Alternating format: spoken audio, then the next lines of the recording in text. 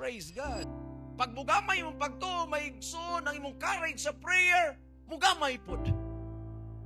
Muhawak maigsoon ang imong carnal life.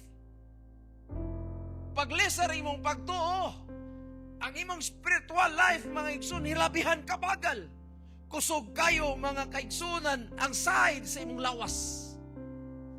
Mao nga, dali ka mo matagbuntag sa'yo, panahon sa trabaho, at panahon sa simba, mga kaigsuon, ang imong pagmata, perting dugaya.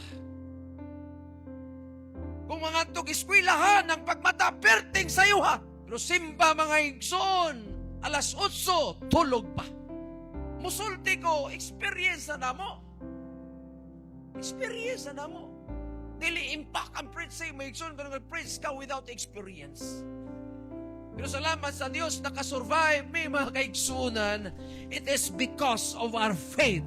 Muna pag nakay pagtuo, mga igsoon, kapoy man ang lawas na may pagsulay, mabot man ang balatian na may mga kakulangon, apan magpabilin kang mutas imong kamot, mubarog ka magapangalagad sa Diyos, kay imong pagtuo di mo sugot, nga na magpabilin ka lang sa balay, ang imong pagtuo malipayon, musod ka sa balay sa Diyos, o magadaig sa Ginoo.